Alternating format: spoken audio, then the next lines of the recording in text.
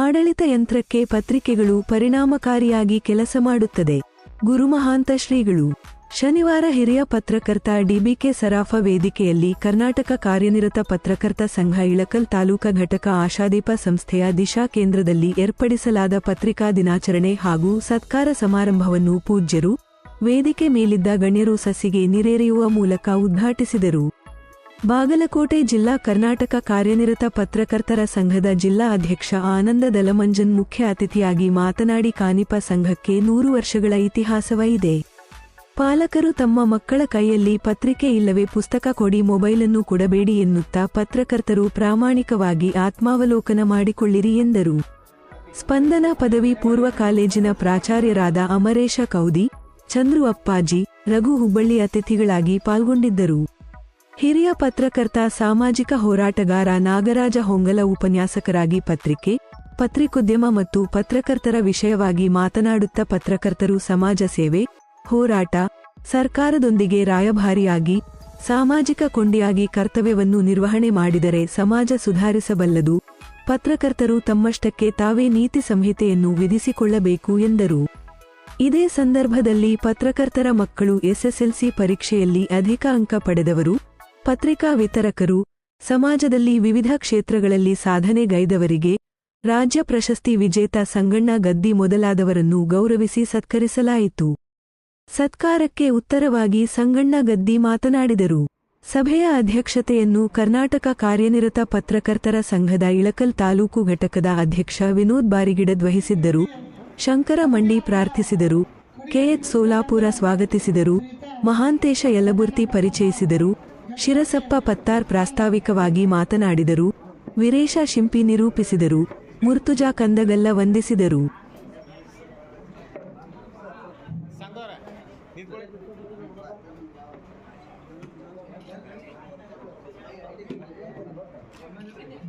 ಮಾಡುತ್ತಾ ಬಂದವರು ಅವರನ್ನು ಗುರುತಿಸಿ ಇವತ್ತೇ ಈ ಒಂದು ಸನ್ಮಾನವನ್ನು ನೆರವೇರಿಸಲಾಗುತ್ತದೆ.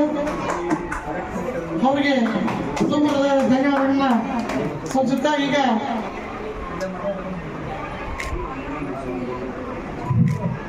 ಧನ್ಯವಾದಗಳು.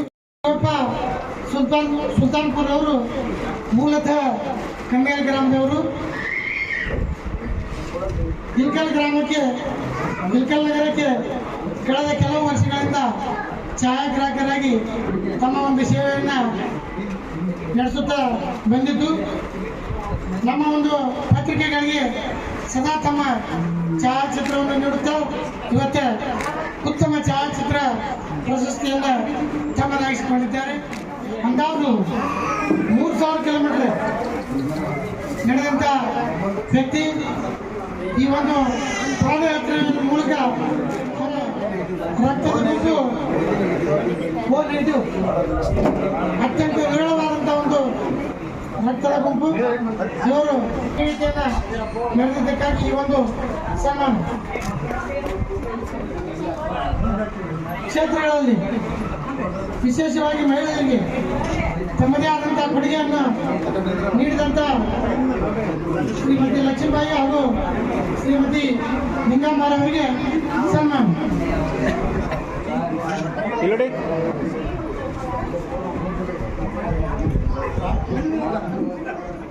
ಎಲ್ಲ ಸದಸ್ಯರುಗಳು ಪದಾಧಿಕಾರಿಗಳಿಂದ ಸಂಘಟಿಸಲ್ಪಟ್ಟ ಈ ಪತ್ರಿಕಾ ದಿನಾಚರಣೆಯ ಕಾರ್ಯಕ್ರಮದ ಘನ ಅಧ್ಯಕ್ಷತೆಯನ್ನು ವಹಿಸಿದ ನಮ್ಮ ಪತ್ರಿಕಾಕರ್ತರ ಸಂಘದ ಅಧ್ಯಕ್ಷರಾದಂಥ ಕ್ರಿಯಾಶೀಲರಾದ ನಮ್ಮ ಶ್ರೀಯುತ ವಿನೋದ್ ಬಾರಿಗಿಡದ್ ಶರಣರಲ್ಲಿ ಭಕ್ತಿವೇಶನೆಂದು, ಮುಖ್ಯ ಅತಿಥಿಗಳಾದಂಥ ಹಿರಿಯರಾದಂಥ ಸ್ಪಂದನಾ ಕಾಲೇಜಿನ ಕ್ರಿಯಾಶೀಲ ಚೇರ್ಮನ್ರಾದಂಥ ನಮ್ಮ ಶ್ರೀಯುತ ಅಮರೇಶ್ ಕೌದಿ ಶರಣರಲ್ಲಿ ಭಕ್ತಿಯಿಂದ ಶರಣೆಂದು, ಮತ್ತು ನಮ್ಮೂರಿನ ಕ್ರೇಜಿವಾಲ ಅಂತ ಅನಿಸ್ಕೊಂಡಂಥವರು, ಒಳ್ಳೆ ಕಾರ್ಯನಿರತ ಪತ್ರಕರ್ತರವರು, ಅದ್ಭುತ ಕ್ರಿಯಾಶೀಲ ಪತ್ರಕರ್ತರವರು, ಅವರು ನಮ್ಮ ನಾಗರಾಜ್ ಹೊಂಗಲ್ ಅವರಲ್ಲಿ, ಮತ್ತು ನಮ್ಮ ಬಾಗಲಕೋಟೆ ಜಿಲ್ಲೆಯ ಪತ್ರಿಕಾ ಸಂಘದ ಅಧ್ಯಕ್ಷರಾದಂಥ ಶ್ರೀಯುತ ಆನಂದ್ ಅವರಲ್ಲಿ, ಉತ್ತಮ ಶಿಕ್ಷಕ ಪ್ರಶಸ್ತಿಯನ್ನು ಪಡೆದಂಥ ನಮಗೆಲ್ಲ ಮಾರ್ಗದರ್ಶಕರಾದ ಶ್ರೀಯುತ ಸಂಗಣ್ಣ ಗದ್ದಿ ಸರಲ್ಲಿ, ನಮ್ಮ ಪತ್ರಕರ್ತರು ಅತ್ಯಂತ ಕ್ರಿಯಾಶೀಲ ಶರಣರಾದಂಥ ನಮ್ಮ ಮಹಾಂತೇಶ್ ಗೊರಜನಾಳ್ ಅವರಲ್ಲಿ, ಮತ್ತು ನಮ್ಮ ರಘು ಹುಬ್ಬಳ್ಳಿ ಶರಣರು.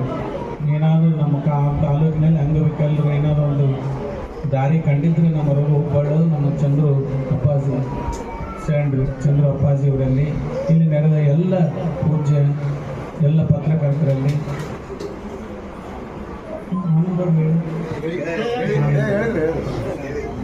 ಆ ನಂತರದಲ್ಲಿ ಎಲ್ಲ ಪತ್ರಿಕಾಕರ್ತರು ಸಂಘದ ಎಲ್ಲ ಸದಸ್ಯರಲ್ಲಿ, ಸನ್ಮಾನಿತರಲ್ಲಿ, ಪೂಜ್ಯ ತಾಯಂದಿರಲ್ಲಿ, ಮಕ್ಕಳಲ್ಲಿ ಪ್ರತ್ಯೇಕ ಶರಣಾರ್ಥಿಗಳು. ನಮ್ಮ ನಾಗರಾಜ್ ಮಂಗಲ್ ಅವರು ಹೇಳಿದಂತೆ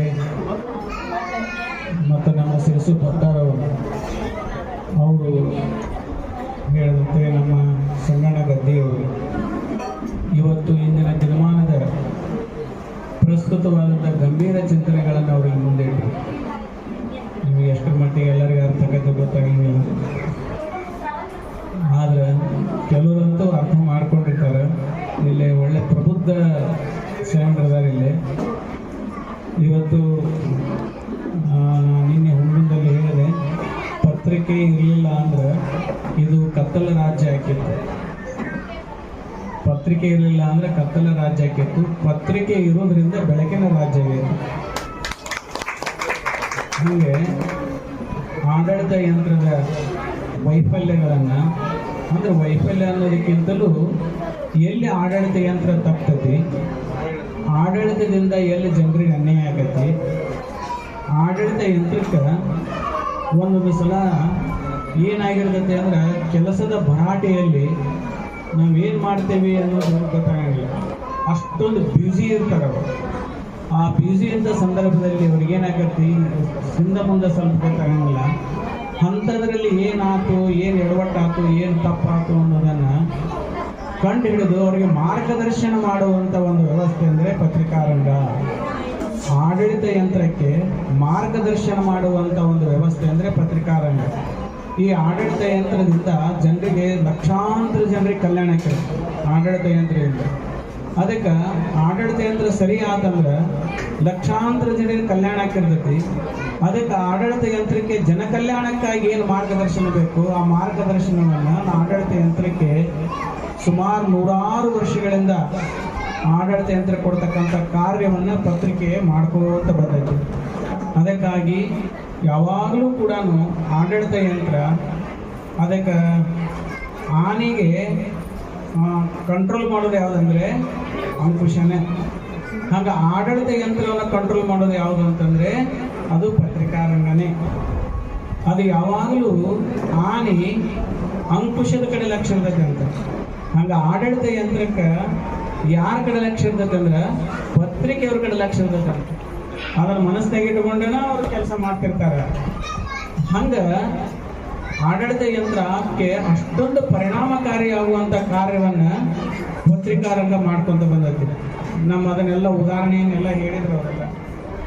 ಆಡಳಿತ ಯಂತ್ರಕ್ಕೆ ಅದೆಲ್ಲ ಅದಕ್ಕೆ ಇರುವುದು ಒಂದು ಮಾರ್ಗದರ್ಶಿ ಇರುವುದಂದರೆ ಪತ್ರಿಕಾರಂಗ.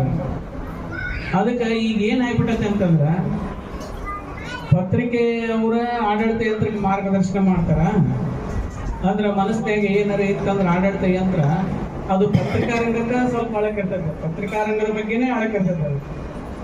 ಅದಕ್ಕೆ ಅವ್ರು ಏನು ಮಾಡಿಬಿಟ್ರು ಅಂತಂದ್ರೆ ಆಡಳಿತ ಯಂತ್ರದ ಮುಖ್ಯಸ್ಥರು, ದೊಡ್ಡ ದೊಡ್ಡ ರಾಜಕಾರಣಿಗಳು, ದೊಡ್ಡ ದೊಡ್ಡ ಉದ್ಯಮಿದಾರ ಏನು ಮಾಡಿದ್ರೆ ಪತ್ರಿಕೆನ ನಡ್ಸಕ್ಕೆ ಚಾಲು ಮಾಡಿಬಿಟ್ರು.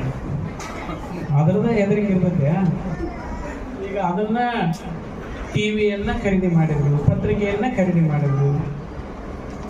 ಈಗ ಸಹಜವಾಗಿ ಚಿಂತಕರಿಗೆ ಏನಾಗ್ಬಿಟ್ಟೈತೆ ಅಂತಂದ್ರೆ ಚಿಂತನೆ ಮಾಡೋರು, ಸಮಾಜ ಚಿಂತನೆ ಮಾಡೋರು, ಆರ್ಥಿಕ ಪರಿಸ್ಥಿತಿ ಇರಂಗಿಲ್ಲ, ಚಿಂತನೆಗಳಿರ್ತವೆ. ಆದರೆ ಅವರಿಗೆ ಪತ್ರಿಕೆ ನಡೆಸುವಂಥ ತಾಕತ್ತಿರಂಗಿಲ್ಲ. ಈಗ ಅವ್ರು ದೊಡ್ಡ ಇಂಡಸ್ಟ್ರಿಯಲಿಸ್ಟ್ ಆಗಿ ಬಂದ್ಬಿಟ್ಟಾರೆ. ಈಗ ಅವರು ಅದೊಂಥರ ಏನಾಗಿದೆ, ಇಂಡಸ್ಟ್ರಿ ಅನ್ನಂಗೆ ಆಗ್ಬಿಟ್ಟೈತಿ. ಈಗ ಚಲೋ ಒಂದು ಪತ್ರಿಕೆ ನಡೀತಿತ್ತಂದ್ರೆ, ಚಿಂತನೆ ನಡೀತಿತ್ತಂದ್ರೆ ಅವ್ರ ಪತ್ರಿಕೆ 5 ರೂಪಾಯಿಗೆ ನಡೀತಿದ್ದಾಗ ಇವು ಪುಕ್ಕಟ ಕೊಟ್ಟಕ್ಕೆ ಚಾಲು ಮಾಡ್ತಾರೆ. ಪುಕ್ಕಟ ಕೊಟ್ಟು ಒಂದು ವರ್ಷದಂಗೆ ಪುಕ್ಕಟ ಕೊಡ್ತಾರೆ. ಆ ಪತ್ರಿಕೆ ಬಿದ್ದು ಹೋಗ್ಬಿಡ್ತೈತಿ. ಆ ನಂತರ ಅವರು 5 ರೂಪಾಯಿ ಬಿಟ್ಟು 10 ರೂಪಾಯಿ ಮಾಡ್ತಾರೆ. ಇಂಥ ಒಂದು ವ್ಯವಸ್ಥೆ ಇವತ್ತಿನ ದಿವಸ 20ನೇ ಶತಮಾನ ಹುಟ್ಟುವಂತ ಬರಾಕತ್ತೈತೆ. ಹಿಂಗಾದ್ರೆ ಚಿಂತಕರು ಪತ್ರಿಕೆಯನ್ನು ನಡೆಸೋದು ಬಹಳ ಕಷ್ಟ ಆಗತ್ತೆ. ಅವ್ರ ವಿಚಾರಗಳು ಹೊರಗಡೆ ಹೋಗೋದು ಬಹಳ ಕಷ್ಟ ಆಗತ್ತೆ. ಅದಕ್ಕೆ ಇದೊಂದು ಏನೈತಲ್ಲ ಬೆಳವಣಿಗೆ, ಒಳ್ಳೆ ಬೆಳವಣಿಗೆ ಅಲ್ಲ ಅಂತ ನನಗೆ ಅನಿಸ್ತದೆ. ಅದಕ್ಕೆ ಅವ್ರು ಏನ್ ಮಾಡ್ತಾರೆ, ಚಿಂತಕರು ಏನ್ ಮಾಡ್ತಾರೆ ಅಂತಂದ್ರೆ, ಇಂಥ ದೊಡ್ಡ ದೊಡ್ಡ ಇಂಡಸ್ಟ್ರಿಯಲಿಸ್ಟ್ ನಡ್ತಕ್ಕಂಥ ಪತ್ರಿಕೆಗೆ ಅವ್ರು ನೌಕರರ ಏನಾಗಿದೆ, ಇಂಡಸ್ಟ್ರಿ ಅನ್ನಂಗೆ ಆಗ್ಬಿಟ್ಟೈತಿ. ಇವು ಚಲೋ ಒಂದು ಪತ್ರಿಕೆ ನಡೀತಿತ್ತಂದ್ರೆ, ಚಿಂತನೆ ನಡೀತಿತ್ತಂದ್ರೆ, ಅವ್ರ ಪತ್ರಿಕೆ 5 ರೂಪಾಯಿ ಕೊಂಡು ನಡೀತಿದ್ದಾಗ ಇವು ಪುಕ್ಕಟ ಕೊಟ್ಟಕ್ಕೆ ಚಾಲು ಮಾಡ್ತಾರೆ. ಪುಕ್ಕಟ ಕೊಟ್ಟು ಒಂದು ವರ್ಷದಂಗ ಪುಕ್ಕಟ ಕೊಡ್ತಾರೆ, ಆ ಪತ್ರಿಕೆ ಬಿದ್ದು ಹೋಗ್ಬಿಡ್ತೈತಿ. ಆ ನಂತರ ಅವ್ರು 5 ರೂಪಾಯಿ ಬಿಟ್ಟು 10 ರೂಪಾಯಿ ಮಾಡ್ತಾರೆ. ಇಂಥ ಒಂದು ವ್ಯವಸ್ಥೆ ಇವತ್ತಿನ ದಿವಸ 20ನೇ ಶತಮಾನ ಹುಟ್ಟುವಂತ ಬರಾಕತ್ತೈತೆ. ಹಿಂಗಾದ್ರೆ ಚಿಂತಕರು ಪತ್ರಿಕೆಯನ್ನು ನಡೆಸೋದು ಬಹಳ ಕಷ್ಟ ಆಗತ್ತೆ. ಅವ್ರ ವಿಚಾರಗಳು ಹೊರಗಡೆ ಹೋಗೋದು ಬಹಳ ಕಷ್ಟ ಆಗತ್ತೆ. ಅದಕ್ಕೆ ಇದೊಂದು ಏನೈತಲ್ಲ, ಬೆಳವಣಿಗೆ, ಒಳ್ಳೆ ಬೆಳವಣಿಗೆ ಅಲ್ಲ ಅಂತ ನನಗೆ ಅನಿಸ್ತದೆ. ಅದಕ್ಕೆ ಅವ್ರು ಏನ್ ಮಾಡ್ತಾರೆ, ಚಿಂತಕರು ಏನ್ ಮಾಡ್ತಾರೆ ಅಂತಂದ್ರೆ, ಇಂಥ ದೊಡ್ಡ ದೊಡ್ಡ ಇಂಡಸ್ಟ್ರಿಯಲಿಸ್ಟ್ ನಡ್ತಕ್ಕಂಥ ಪತ್ರಿಕೆಗೆ ಅವರು ನೌಕರದಾರಬಹುದು, ಅವ್ರನ್ನ ನೌಕರಿ ತಗೊಂಡ್ಬಿಡ್ತಾರೆ. ಆಗ ಅವ್ರ ಚಿಂತನೆಗಳಿಗೆ ಏನಾಗತ್ತೆ ಅಂದ್ರೆ ಬಂಧನಕ್ಕೊಳಗಡೆ ಆಗ್ತದೆ. ಅವರ ಚಿಂತನೆಗಳನ್ನ ಸ್ಪಷ್ಟವಾಗಿ ಸಮಾಜಕ್ಕೆ ಹೇಳಕ್ಕಾಗಂಗಿಲ್ಲ. ಅಲ್ಲೇನಾಗತ್ತೆ, ಬಂಧನಕ್ಕೊಳಗಡೆ ಆಗ್ತದೆ. ಈ ನೋವನ್ನ ಅನೇಕ ಜನ ಚಿಂತಕರು ಅನುಭವಿಸ್ತಾರೆ. ಈ ನೋವು ಅನಿವಾರ್ಯ, ಏನ್ ಮಾಡೋದು ಅಂತಂದು ಅಂತಾರೆ. ಒಂದು ಬದುಕು ಅನ್ನೋದು ಬಂದಿರ್ತದೆ. ಇದು ಇವತ್ತಿನ ಒಂದು ದಿನದ ಪರಿಸ್ಥಿತಿ ಅಂತ ನನಗೆ ಅನ್ನಿಸ್ತದೆ. ಅದು ಎಷ್ಟರ ಮಟ್ಟಿಗೆ ಖರೇನೋ ಗೊತ್ತಿಲ್ಲ ಅನ್ನೋದು.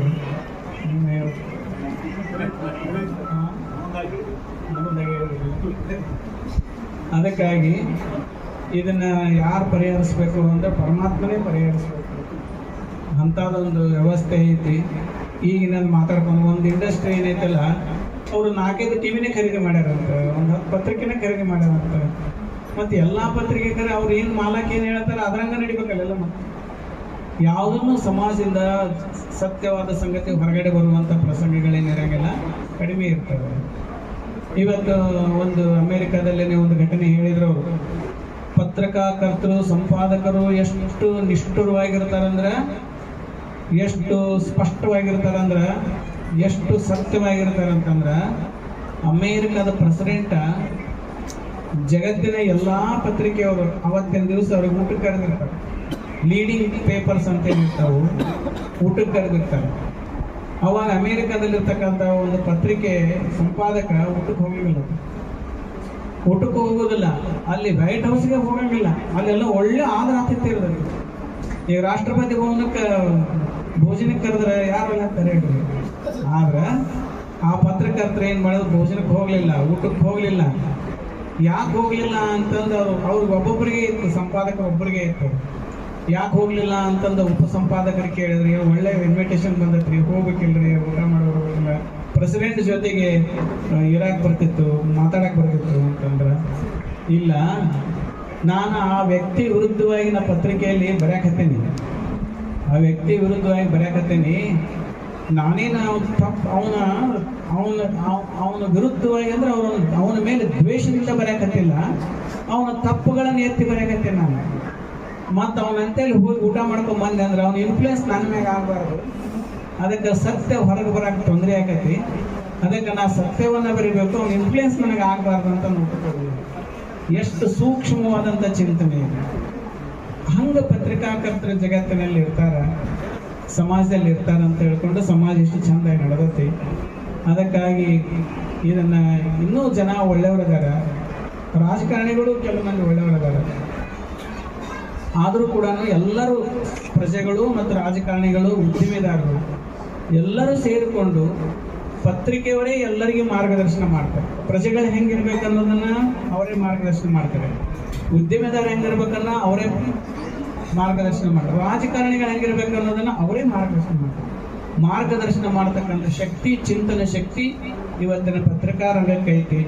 ಅದು ಎಲ್ಲರಿಗೂ ಸಿಗಲಿ ಅಂತ ಹಾರೈಸಿ ನನಗೆ ದಯವಿಟ್ಟು ಕ್ಷಮ ಮಾಡ್ರಿ. ಮೊನ್ನೆ ಹುಡುಗಂದಾಗೂ ಹಂಗ ನನಗೆ ಅಲ್ಲಿ ನ್ಯಾಕ್ ಕಮಿಟಿ ಬಂದಿತ್ತು, ಅವ್ರು ಅವಸರ ಮಾಡಕತ್ತಾರೆ. ಇವತ್ತೆಲ್ಲ ನಮ್ಮ ಇಂಗ್ಲೀಷ್ ಅಪ್ಪಗಳು ದಯ ಮಾಡ್ತಾರೆ, ವಯಸ್ಸಾಗೈತೆ ಅವ್ರಿಗೆ, ರೆಸ್ಟ್ ತೊಗೊಳ್ರಿ ಅಂತ ರೂಮ್ ಚಾವಿ ಕೊಟ್ಟು ಬಂದಿನಿ, ಆದರೂ ಅಲ್ಲ ಅಂತ ಹೊರಗೆ ಕುಂತಾರಂತ 2-3 ಸಲ ಫೋನ್ ಮಾಡಕತ್ತಾರೆ. ಅದಕ್ಕೆ ದಯವಿಟ್ಟು ಕ್ಷಮ ಮಾಡ್ರಿ. ಮತ್ತು ಯಾವಾಗಲೂ ಮುಗಿಸ್ಕೊಂಡ ಹೋಗಿರ್ತೀನಿ ನಾನು, ಆದ್ರೆ ಅನಿವಾರ್ಯ ಆಗೈತೆ ನನಗೆ. ಅದಕ್ಕೆ ದಯವಿಟ್ಟು ಕ್ಷಮ ಮಾಡ್ರಿ ಅಂತ ಹೇಳಿ ಈ ಮಾತುಗಳನ್ನು ಮುಗಿಸ್ತೀನಿ. ಜುಲೈ ತಿಂಗಳದಲ್ಲ ಯಾಕೆ ಪತ್ರಿಕಾ ದಿನಾಚರಣೆ ಮಾಡ್ತೀವಿ ಅಂದ್ರೆ, ಈಗಾಗಲೇ ನಮ್ಮ ನಾಗರಾಜ್ ಹೊಂಗಳೂರವರು ಮತ್ತು ಪತ್ತರವರು ಸಾಕಷ್ಟು ಸಮಗ್ರ ಮಾಹಿತಿ ನೀಡಿದ್ದಾರೆ. ಈಗ ನಾನು ನಂದು ಸ್ವಲ್ಪ ಅರ್ಜೆಂಟ್ ಕೆಲಸದಿಂದ ನಾನು ಒಂದು 2 ಮಾತು ಅಜ್ಜಾರು ನನ್ನ ಮಾತು ಕೇಳೋದನ್ನ ಉದ್ದೇಶದಿಂದ ನಾನು 2 ಮಾತಾಡ್ತಿದ್ದೀನಿ. ಈ ಜುಲೈ 1, 1843 ಮಂಗಳೂರು ಸಮಾಚಾರ ಕನ್ನಡ ದಿನಪತ್ರಿಕೆ ಒಂದು ಪ್ರಾರಂಭ ಆಗುತ್ತೆ. ಅವಾಗಲಿಂದ ಇಲ್ಲಿವರೆಗೂ ನಾವು ಜುಲೈ ತಿಂಗಳಲ್ಲಿ ಈ ಪತ್ರಿಕಾ ದಿನಾಚರಣೆ ಆಚರಣೆ ಮಾಡಿಕೊಂಡು ಬರ್ತಾ ಇದ್ದೀವಿ. ಮತ್ತು ನಮ್ಮ ಈ ಕರ್ನಾಟಕ ಕಾರ್ಯನಿರತ ಪತ್ರಕರ್ತರ ಸಂಘ ಹುಟ್ಟಿದ್ದು 1938. ಡಿ.ವಿ. ಗುಂಡಪ್ಪ ಅವರು ಸಾಹಿತ್ಯ ಆಗಿದ್ದರು, ಅವರು ಪತ್ರಕರ್ತರಾಗಿದ್ದರು. ಅವರು ಈ ಸಂಘಟನೆ ಹುಟ್ಟಾಕಿದ್ದಾರೆ. ಸುಮಾರು 100 ವರ್ಷಗಳ ಇತಿಹಾಸ ಹೊಂದಿರುವಂಥ ನಮ್ಮ ಈ ಸಂಘಟನೆಗೆ ಇಡೀ ಜಿಲ್ಲೆಯಾದ್ಯಂತ ನಾವು ಸಾಕಷ್ಟು ಸಂಘಟನೆಯಲ್ಲಿ ಕೆಲಸದಲ್ಲಿ ಮಾಡಿಕೊಂಡು ಬರ್ತಾ ಇದ್ವಿ.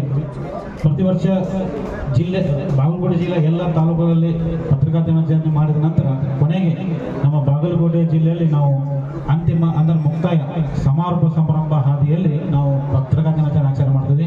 ಅದು ಈಗ ನಮ್ಮಂಥ ಪತ್ರಕರ್ತರಿಗೆ ಅನುಕೂಲ ಆಗುತ್ತೆ. ನಾವು ಸಹ ಒಂದು ಬದುಕ್ತೀವಿ.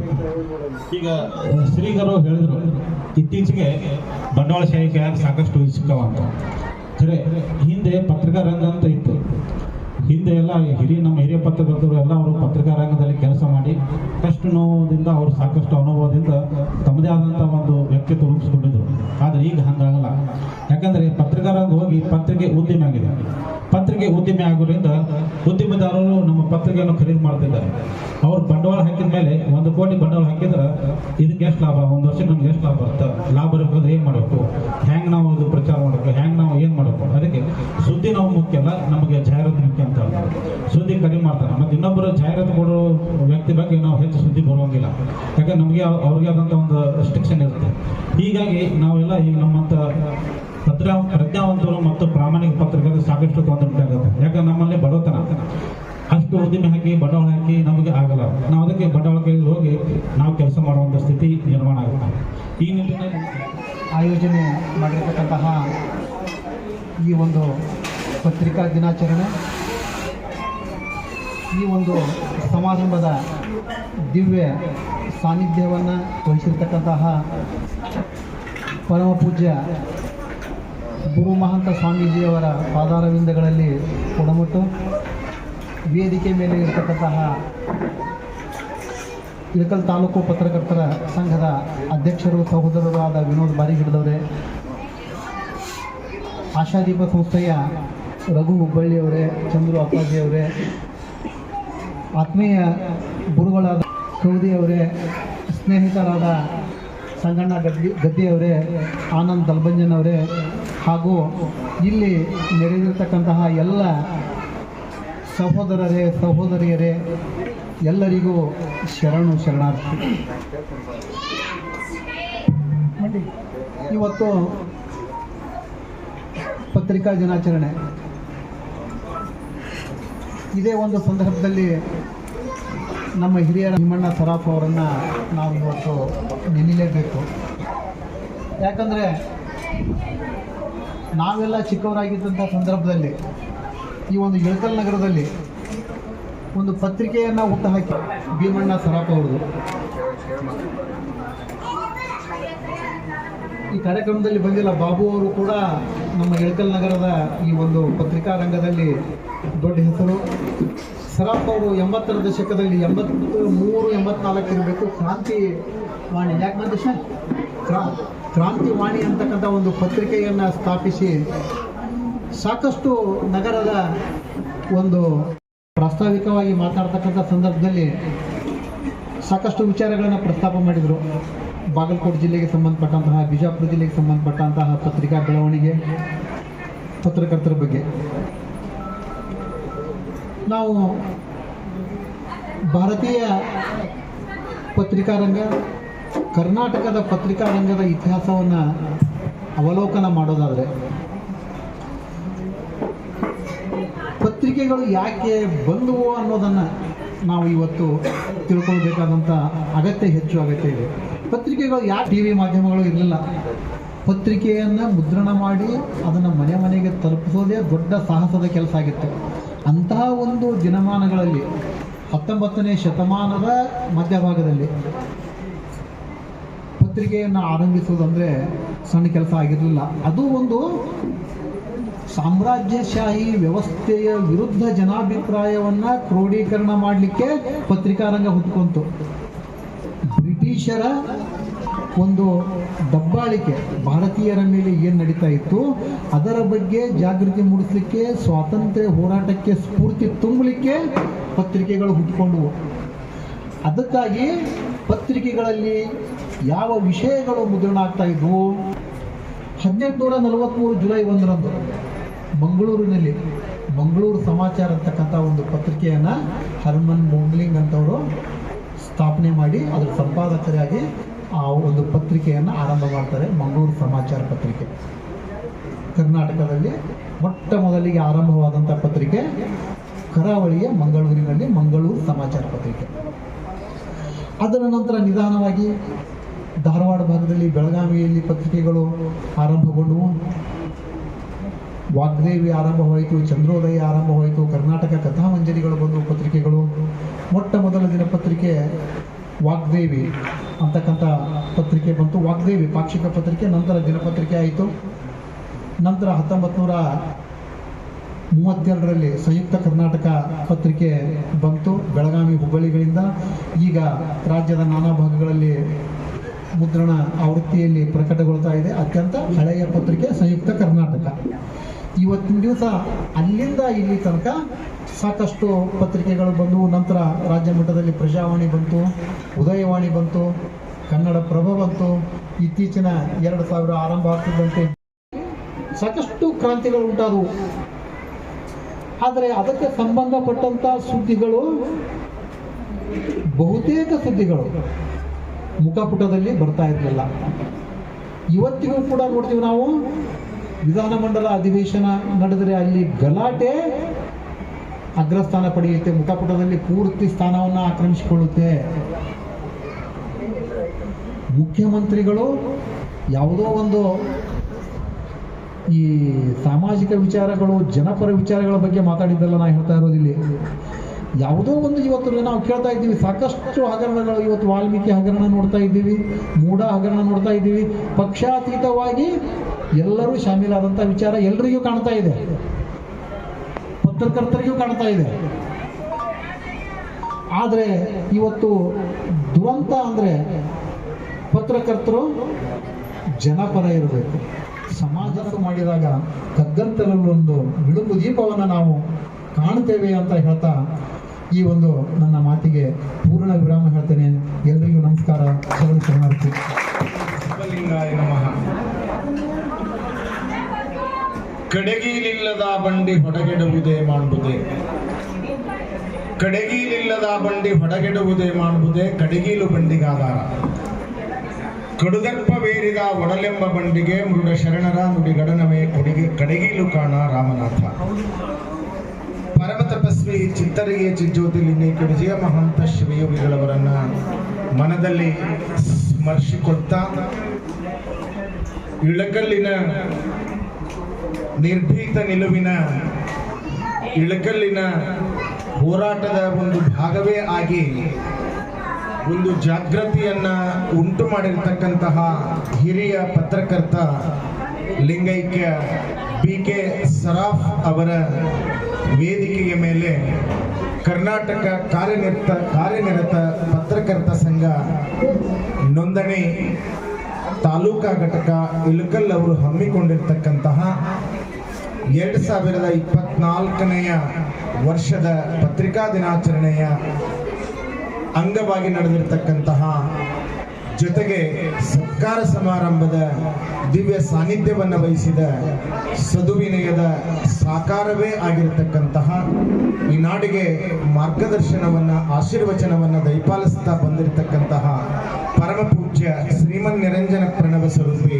ಗುರುಮಹಂತ ಮಹಾಸ್ವಾಮಿಗಳವರು ಚಿತ್ತರಗಿ ಸಂಸ್ಥಾನ ಮಠ ಇಳಕಲ್ ಪೂಜ್ಯರ ದಿವ್ಯ ಪಾದಾರವಿಂದಗಳಲ್ಲಿ ಭಕ್ತಿಯಿಂದ ನಮಸ್ಕರಿಸ್ತಾ, ಈ ಸಮಾರಂಭದಲ್ಲಿ ತಮ್ಮ ಮೌಲಿಕವಾಗಿರ್ತಕ್ಕಂತಹ ಉಪನ್ಯಾಸವನ್ನು ನೀಡಿರ್ತಕ್ಕಂತಹ ನನ್ನ ಆತ್ಮೀಯ ಗೆಳೆಯ ಮತ್ತು ಹಿರಿಯ ಪತ್ರಕರ್ತ, ಜೊತೆಗೆ ಅಷ್ಟೇ ನೇರ ನಿಷ್ಠೂರ ವಾದಿಯಾಗಿರ್ತಕ್ಕಂತಹ ನಾಗರಾಜ್ ಹೊಂಗಲ್ ಅವರೇ, ಈ ಸಭೆಯ ಅದರಲ್ಲಿ ನಾನು ನೆನೆಸಿಕೊಳ್ಳಲೇಬೇಕಾಗಿರ್ತಕ್ಕಂತಹ ಒಬ್ಬ ಪೂಜ್ಯ ಪೂಜ್ಯ ವ್ಯಕ್ತಿ ಅಂದರೆ ಪ್ರೊಫೆಸರ್ ಸಂಗಮೇಶ್ ಬಾರಿಗಿಡದವರು. ಸಂಗಮೇಶ್ ಬಾರಿಗಿಡದವರು ಇಳಕಲ್ಲಿನ ಹೈಸ್ಕೂಲ್ದಲ್ಲಿ ಕಡಿಮೆ ಅಂದರೆ 30 ವರ್ಷಗಳ ಕಾಲ ಕನ್ನಡ ಪ್ರಾಧ್ಯಾಪಕರಾಗಿ ಉಪನ್ಯಾಸಕರಾಗಿ ಬಹಳ ವಿದ್ಯಾರ್ಥಿಗಳಿಗೆ ಮಾರ್ಗದರ್ಶನವನ್ನು ಮಾಡಿರ್ತಕ್ಕಂಥವ್ರು. ಅವರು ಈ ನಾಡಿಗೆ ಪತ್ರಿಕಾ ರಂಗಕ್ಕೂ ಕೂಡ ಸೇವೆಯನ್ನು ಸಲ್ಲಿಸಿರ್ತಕ್ಕಂಥ ಮಹನೀಯರು, ಜೊತೆಗೆ ಉತ್ತಮ ಛಾಯಾಗ್ರಾಹಕರು ಕೂಡ ಅವರಾಗಿದ್ದರು. ಅವರ ಸುಪುತ್ರರಾಗಿ ಈ ಒಂದು ತಾಲೂಕಾ ಘಟಕದ ಅಧ್ಯಕ್ಷರಾಗಿ ಇವತ್ತಿನ ಈ ಸಭೆಯ ಅಧ್ಯಕ್ಷತೆಯನ್ನು ವಹಿಸಿರ್ತಕ್ಕಂತಹ ವಿನೋದ್ ಬಾರಿಗಿಡದವರೇ ಮತ್ತು ಹಿರಿಯರು, ಜಿಲ್ಲೆಯ ತಾಲೂಕಾ ಕಾರ್ಯನಿರತ ಪತ್ರಕರ್ತರ ಸಂಘದ ಅಧ್ಯಕ್ಷರು, ಅತ್ಯಂತ ಕ್ರಿಯಾಶೀಲರು ಆಗಿರ್ತಕ್ಕಂತಹ ಆನಂದ್ ದಲಭಂಜನ್ ಅವರೇ ಮತ್ತು ವೇದಿಕೆಯ ಮೇಲೆ ಈ ಸಭೆಯಲ್ಲಿ ಉಪಸ್ಥಿತರಿರ್ತಕ್ಕಂತಹ ನಮ್ಮ ಪಿತೃ ಸಮಾನರು, ಹಿರಿಯರು, ಸ್ಪಂದನ ವಿದ್ಯಾವರ್ಧಕ ಸಂಘದ ಮಾನ್ಯ ಚೇರ್ಮನ್ರು ಆಗಿರ್ತಕ್ಕಂಥ ಅಮರೇಶ್ ಕೌದಿಗುರುಗಳವರೇ, ಚಂದ್ರು ಅಪ್ಪಾಜಿ ಅವರೇ, ಮಹಾಂತೇಶ್ ಗೊರಜಾಳ್ ಅವರೇ ಮತ್ತು ಬಹಳ ಈ ಇಳಕಲ್ಲಿನಲ್ಲಿಯೇ ಬಹಳ ಅದ್ಭುತವಾಗಿರ್ತಕ್ಕಂಥ ಕ್ರಾಂತಿಯನ್ನು ಮಾಡಿರ್ತಕ್ಕಂಥವ್ರು. ಬಹಳ ಜನಕ್ಕೆ ಕೆಲವೊಂದಿಷ್ಟು ಕಾರ್ಯಗಳು ಗುರ್ತೇ ಆಗೋದಿಲ್ಲ. ಇಡೀ ಅವರ ಅಂಗವಿಕಲರ ಒಂದು ಈ ಸಂಸ್ಥೆಯನ್ನ ಕಟ್ಟಿ ಸಾವಿರಾರು ಜನರ ಜೀವನಕ್ಕೆ ಬೆಳಕನ್ನು ಕೊಟ್ಟಿರ್ತಕ್ಕಂಥವ್ರು ಸನ್ಮಾನ್ಯ ಶ್ರೀ ರಘು ಹುಬ್ಬಳ್ಳಿಯವರು. ನಿಜವಾಗಿ ಅವರಿಗೆ ಈ ವರ್ಷ ರಾಜ್ಯ ಪ್ರಶಸ್ತಿಯೇ ದೊರೆಯಬೇಕು. ಯಾಕಂದ್ರೆ ಅದೆಲ್ಲದಕ್ಕೂ ಮೀರಿರ್ತಕ್ಕಂಥ ಕಾರ್ಯವನ್ನು ಮಾಡಿಕೊಂಡು ಬಂದಿರತಕ್ಕಂಥವ್ರು ರಘು ಹುಬ್ಬಳ್ಳಿಯವರಾಗಿದ್ದಾರೆ. ಎಲ್ಲ ಇದ್ದುಕೊಂಡೇ ಏನನ್ನೋ ಮಾಡದೇ ಇರತಕ್ಕಂಥವ್ರು ಯಾವ್ಯಾವುದೋ ಸ್ಥಾನಕ್ಕೆ ಹೋಗ್ತಕ್ಕಂಥದ್ದನ್ನು ನಾವು ಕಾಣ್ತಾ ಇದ್ದೇವೆ. ನಿಜವಾಗಿ ಅವರು ಈ ನಾಡಿನೊಳಗೆ ಅದ್ಭುತವಾಗಿರ್ತಕ್ಕಂಥ ಸೇವೆಯನ್ನು ಸಲ್ಲಿಸಿರ್ತಕ್ಕಂಥವ್ರು. ನಿಮಗೆ ಶುಭವಾಗಲಿ ಸರ್. ಇಂತಹ ಒಂದು ಈ ಸಮಾರಂಭದಲ್ಲಿ ಉಪಸ್ಥಿತರಿರ್ತಕ್ಕಂತಹ ಮತ್ತು ನನ್ನ ಜೊತೆಗೆ ಗೌರವ ಸತ್ಕಾರವನ್ನು ಸ್ವೀಕರಿಸಿರ್ತಕ್ಕಂತಹ ಎಲ್ಲ ಆತ್ಮೀಯ ಬಂಧುಗಳೇ, ಆಮಂತ್ರಿತರೆ, ತಮ್ಮೆಲ್ಲರಿಗೆ ನನ್ನ ಭಕ್ತಿಯ ಶರಣಾರ್ಥಿಗಳು. ಬಹಳ ಅನಿರೀಕ್ಷಿತವಾಗಿ ನಾವು ಒಟ್ಟು ಮಾತಾಡೋದೇ ಇಲ್ಲ ಅಂತ ಅನ್ಕೊಂಡಿದ್ದೆ. ನಾನು ಬೇರೆ ಇದ್ರಾಗಿದ್ದಾಗ ಕರೆದ್ರು. ಅದು ನನಗೆ ಇರಲಿ, ಅದು ಗೋಧಿ ಹುಗ್ಗಿ ಗಂಗಯ್ಯ ಅಂತ ಒಂದು ಬಳಗಾರ್ ಸರ್ದಿದೆ ಇದೆ. ಎಲ್ಲಿ ಹೋದ್ರು ಅದು ಬಿಡುಗಡೆ ಇಲ್ಲ ಅಂತ, ಮುಚ್ಚಿನ ಮಲ್ಲಯ್ಯ ಎಲ್ಲಿ ಹೋದ್ರು ನಮಗೆ ಮುಚ್ಚು ಬಿಡುಗಡೆ ಇಲ್ಲ ಅಂತಕ್ಕಂಥದ್ದನ್ನು ನಾನು ಪರಿಭಾವಿಸ್ತಾ, ಈ ಒಂದು ಪತ್ರಿಕಾ ದಿನಾಚರಣೆ ಅಂತಕ್ಕಂಥದ್ದು ಬಹಳ ಅದ್ಭುತವಾಗಿರತಕ್ಕಂಥದ್ದು ಒಂದು ಕಲ್ಪನೆ ಇದೆ. ಈ ದೇಶಕ್ಕೆ ಸ್ವಾತಂತ್ರ್ಯ ಬಂದ ನಂತರದೊಳಗೆ ನಾವು ಸಂವಿಧಾನವನ್ನು ರಚನೆ ಮಾಡ್ತಕ್ಕಂಥ ಸಂದರ್ಭದಲ್ಲಿ ಶಾಸಕಾಂಗ, ಕಾರ್ಯಾಂಗ, ನ್ಯಾಯಾಂಗ ಅಂತಕ್ಕಂಥದ್ರ ಮೇಲೆ ಈ ದೇಶದ ಆಡಳಿತ ನಿಂತಿರ್ತಕ್ಕಂಥದ್ದು. ಇವು ಮೂರು ಏನದವಲ್ಲ, ಒಟ್ಟು ಈ ದೇಶದ ಜನಸಾಮಾನ್ಯರ ಬದುಕಿಗೆ ಭದ್ರತೆಯನ್ನ, ಆಡಳಿತವನ್ನ, ನಮ್ಮೆಲ್ಲರಿಗೆ ಸುಸ್ಥಿರವಾಗಿರ್ತಕ್ಕಂತಹ ಜೀವನವನ್ನು ಕೊಡ್ತಕ್ಕಂಥ ನಿಟ್ಟಿನೊಳಗೆ ಪ್ರಯತ್ನಿಸ್ತಕ್ಕಂತಹ ಮೂರು ಅಂಗಗಳಿವೆ. ಇದಕ್ಕಿಂತ ಒಂದು ಅದ್ಭುತವಾಗಿರ್ತಕ್ಕಂಥದ್ದು ಒಂದು ಅಂಗ ಇದೆ. ಈ ಶಾಸಕಾಂಗ, ಶಾಸನವನ್ನು ರಚನೆ ಮಾಡ್ತಕ್ಕಂಥವ್ರಾಗ್ಲಿ, ಕಾರ್ಯಾಂಗದಲ್ಲಿದ್ದಿರ್ತಕ್ಕಂಥವ್ರಾಗ್ಲಿ, ನ್ಯಾಯಾಂಗದಲ್ಲಿದ್ದಿರ್ತಕ್ಕಂಥವ್ರಾಗ್ಲಿ, ಈ ನಾಡಿನಲ್ಲಿ ಇರತಕ್ಕಂತಹ ಇಡೀ ಸಮಾಜದಲ್ಲಿ ಯಾರೇ ಏನೇ ತಪ್ಪು ಮಾಡಿದ್ರು ಕೂಡ, ಎಲ್ಲಿಯೋ ಒಂದು ಕಿಂಚಿತ್ ಲೋಪ ಆದರೂ ಕೂಡ ಅದನ್ನ ಎತ್ತಿ ತೋರಿಸಿ ಅವರಿಗೆ ಉಗ್ರವಾಗಿರ್ತಕ್ಕಂಥ ಪ್ರತಿಭಟನೆಯನ್ನು ತೋರ್ತಕ್ಕಂತಹ ಯಾವುದಾದ್ರೂ ಒಂದು ಅಂಗ ಇದ್ರೆ ಅದು ಪತ್ರಿಕಾ ರಂಗ ಅನ್ನತಕ್ಕಂಥ ಮಾತನ್ನ ಬಹಳ ನಾವು ಹೆಮ್ಮೆಯಿಂದ ಇಲ್ಲಿ ಸ್ಮರಿಸಿಕೊಳ್ಬೇಕಾಗ್ತದೆ. ಈ ಒಂದು ವೇಳೆ ಈ ನಾಡಿನೊಳಗೆ ಈ ಪತ್ರಿಕಾ ರಂಗ ಅಂತಕ್ಕಂಥದ್ದು ಇರದಿದ್ದರೆ ಏನಾಗ್ತಿತ್ತು ಅಂತಕ್ಕಂತಹ ಪರಿಸ್ಥಿತಿಯನ್ನ ಕಲ್ಪನೆ ಮಾಡಿಕೊಳ್ಳಲಿಕ್ಕೂ ಕೂಡ ಅಸಾಧ್ಯವಾಗಿರ್ತಕ್ಕಂಥ ಮಾತು ಅಂತಕ್ಕಂಥದ್ದನ್ನ ನಾನು ಇಲ್ಲಿ ನೆನಪಿಸ್ಕೊಳ್ತೇನೆ. ಒಂದು ಉದಾಹರಣೆಯನ್ನು ನಾನು ನಿಮ್ಮಲ್ಲಿ ನೆನಪಿಸ್ಕೊಳ್ತೇನೆ. ಈ ಜಗತ್ತಿನ ದೊಡ್ಡಣ್ಣ ಅಂತ ಅನಿಸಿಕೊಂಡಿರ್ತಕ್ಕಂತಹ ಅಮೆರಿಕ ದೇಶದೊಳಗೆ ನಿಕ್ಸನ್ ಅಂತಕ್ಕಂಥವನು ಆ ದೇಶದ ಅಧ್ಯಕ್ಷನಾಗಿದ್ದರು.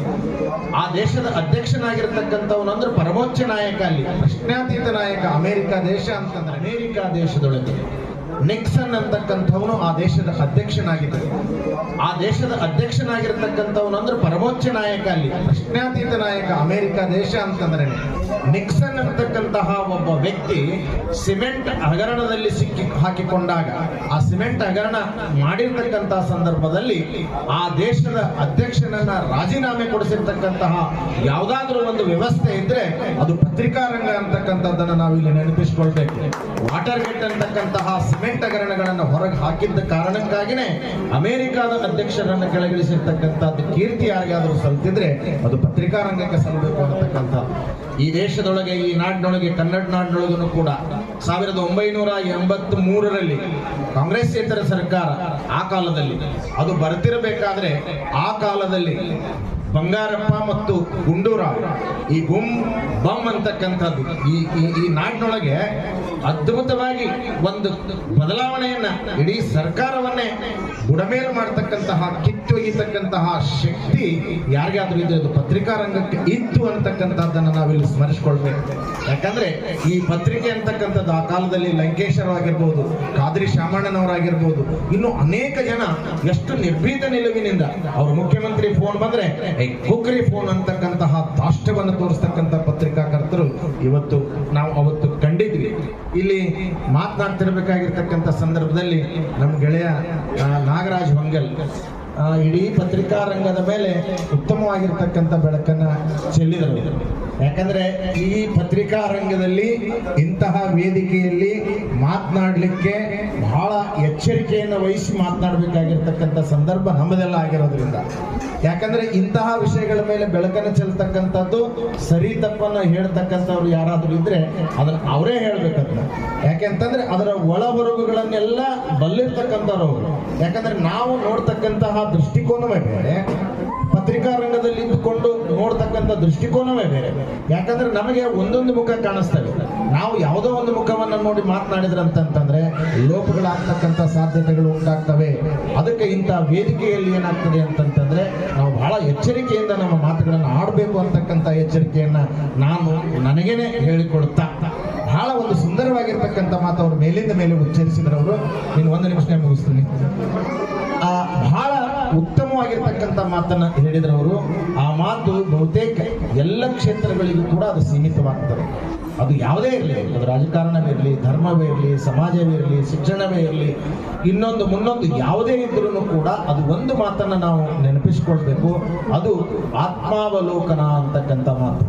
ಈ ಆತ್ಮಾವಲೋಕನ ಅಂತಕ್ಕಂಥ ಮಾತು ಬರೀ ಪತ್ರಿಕಾ ರಂಗಕ್ಕಲ್ಲ, ನಾವು ಸಮಾಜದಲ್ಲಿ ಇದ್ದಿರತಕ್ಕಂತಹ ಪ್ರತಿಯೊಬ್ಬರೂ ಕೂಡ ನಮ್ಮ ಆತ್ಮಾವಲೋಕನಗಳನ್ನು ಮಾಡಿಕೊಳ್ಳಬೇಕು ಅಂತಕ್ಕಂಥದ್ದು. ಅದು ಸೆಲ್ಫ್ ಇಂಟ್ರಾಸ್ಪೆಕ್ಷನ್ ಅಂತ ಕರೀತಾರೆ.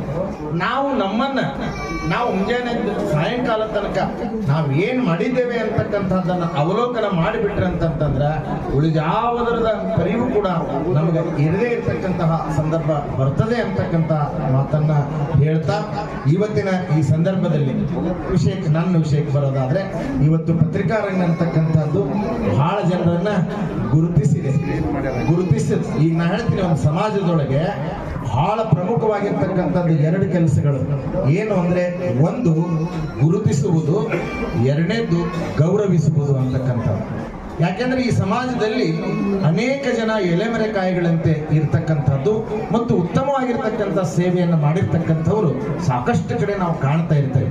ಅಲ್ಲಿ ಗುರುತಿಸುವಿಕೆ ಕೊರತೆ ಉಂಟಾದಾಗ, ಆ ಗುರುತಿಸುವಿಕೆ ಅಂತಕ್ಕಂಥದ್ದನ್ನು ಮರೆತಾಗ ಬಹುತೇಕವಾಗಿ ಅವ್ರಿಗೆ ಎಲ್ಲಾದ್ರೂ ಒಂದು ಅಳುಕು ಉಂಟಾಗ್ತದೆ ಅಂತಕ್ಕಂಥದ್ದನ್ನ, ಆ ಅಳುಕು ನಿವಾರಣೆ ಮಾಡ್ತಕ್ಕಂಥ ನಿಟ್ಟಿನೊಳಗೆ ತಾವು ಉತ್ತಮವಾಗಿರ್ತಕ್ಕಂಥ ಕೆಲಸವನ್ನ ಗುರುತಿಸುವಿಕೆ ಅಂತಕ್ಕಂಥದ್ದನ್ನು ಮಾಡಿದ್ದೀರಿ. ಅದರ ಜೊತೆಗೆ ಪರಮ ಪೂಜ್ಯ ಗುರುಮಹಂತ ಶ್ರೀಗಳ ದಿವ್ಯ ಸಾನ್ನಿಧ್ಯದಲ್ಲಿ ಅವರನ್ನ ಗೌರವಿಸಿದ್ದೀರಿ, ಅವರ ಜೊತೆಗೆ ನಮ್ಮನ್ನು ಕೂಡ ಗೌರವಿಸಿದ್ದೀರಿ. ಅದಕ್ಕಾಗಿ ಗೌರವವನ್ನು ಸ್ವೀಕರಿಸಿರ್ತಕ್ಕಂಥ ಎಲ್ಲ ಮಹನೀಯರ ಪರವಾಗಿ ನಾನು ವಿನೋದ ಬಾರಿಗಿಡದ ಮತ್ತು ಅವರೆಲ್ಲ ತಂಡಕ್ಕೆ ಹೃದಯಪೂರ್ವಕವಾಗಿರ್ತಕ್ಕಂಥ ಕೃತಜ್ಞತೆಗಳನ್ನ, ಧನ್ಯವಾದಗಳನ್ನ ಸಮರ್ಪಿಸ್ತಾ ಇದ್ದೇನೆ. ಒಂದು, ನನ್ನನ್ನು ಯಾಕೆ ಗುರುತಿಸಿದರು ಅಂತಕ್ಕಂಥದ್ದನ್ನು ಈಗ ಕ್ಲಿಯರ್ ಮಾಡಿಬಿಡ್ತೀನಿ. ಕರ್ನಾಟಕ ರಾಜ್ಯದಲ್ಲಿ ಇರತಕ್ಕಂತಹ ರಾಜ್ಯ ಪ್ರಶಸ್ತಿ ಮತ್ತು ರಾಷ್ಟ್ರ ಪ್ರಶಸ್ತಿ ಪುರಸ್ಕೃತರು, ಸ್ಟೇಟ್ ಅಂಡ್ ನ್ಯಾಷನಲ್ ಅವಾರ್ಡೀಸ್ ಇನ್ ಕರ್ನಾಟಕದಲ್ಲಿದ್ದಿರತಕ್ಕಂತಹ ಈ ರಾಜ್ಯ ಮತ್ತು ರಾಷ್ಟ್ರ ಪ್ರಶಸ್ತಿ ಪುರಸ್ಕೃತ ಸಂಘ ಅಂತ ಒಂದು ಮಾಡಿಕೊಂಡಿದ್ದಾರೆ. ಆ ಆ ಸಂಘದವರು ಏನ್ ಮಾಡ್ತಾರೆ ಅಂತಂದ್ರೆ ಪ್ರತಿ ವರ್ಷ ಯಾವ ಶಿಕ್ಷಕರು ಉತ್ತಮವಾಗಿರ್ತಕ್ಕಂಥ ಸೇವೆಯನ್ನು ಸಲ್ಲಿಸಿದ್ರೆ 4 ಜನಗಳನ್ನ ರಾಜ್ಯ ಮಟ್ಟದಲ್ಲಿ ಗುರುತಿಸಿ ಅಂತವರಿಗೆ ಒಂದು ರಾಜ್ಯ ಮಟ್ಟದ ಉತ್ತಮ ಶಿಕ್ಷಕ ಅಂತಕ್ಕಂಥ ಪ್ರಶಸ್ತಿಯನ್ನ ಮೊನ್ನೆ 23ನೇ ತಾರೀಕು ನನಗೆ ಪ್ರದಾನ ಮಾಡಿರ್ತಕ್ಕಂಥದ್ದು. ಅದನ್ನ ಅವರು ಯೂಟ್ಯೂಬ್ ನಲ್ಲಿ ಅದನ್ನೆಲ್ಲ ನೋಡಿ ನಾನು ಯಾರಿಗೂ ಹೇಳದೆ ಹೋಗಿದ್ದೆ, ಹಿಂದ್ಗಡೆ ಹಾಕಿದ್ದೆ ಕೆಲವೊಂದಕ್ಕೆ. ಹಾಗಾಗಿ ಅಂಥದ್ದೊಂದು ಪ್ರಶಸ್ತಿ, ಈ ರಾಜ್ಯ ಮತ್ತು ರಾಷ್ಟ್ರ ಪ್ರಶಸ್ತಿಯನ್ನ ಪಡೆದಿರ್ತಕ್ಕಂಥವ್ರು ನಮ್ಮನ್ನು ಗುರುತಿಸಿರ್ತಕ್ಕಂಥ ಕಾರಣಕ್ಕಾಗಿ ಈ ಸಂದರ್ಭದಲ್ಲಿ ಅವರಿಗೂ ಕೂಡ ಕೃತಜ್ಞತೆಯನ್ನು ಸಲ್ಲಿಸ್ತಾ, ತಮಗೂ ಕೂಡ ಕೃತಜ್ಞತೆಯನ್ನು ಸಲ್ಲಿಸ್ತಾ, ನನಗೆ ಮಾತನಾಡಲಿಕ್ಕೆ ಅವಕಾಶ ಮಾಡಿಕೊಟ್ಟಿರ್ತಕ್ಕಂತಹ ಕೇಳಿರ್ತಕ್ಕಂಥ ತಮಗೆಲ್ಲ ನನ್ನ ಹೃದಯಪೂರ್ವಕ ವಂದನೆಗಳನ್ನು ಸಲ್ಲಿಸ್ತಾ ಮಾತನ್ನು ಮುಗಿಸ್ತೇನೆ. ಎಲ್ಲರಿಗೂ ಶರಣಾರ್ಥಿಗಳು. ನಮಸ್ಕಾರ.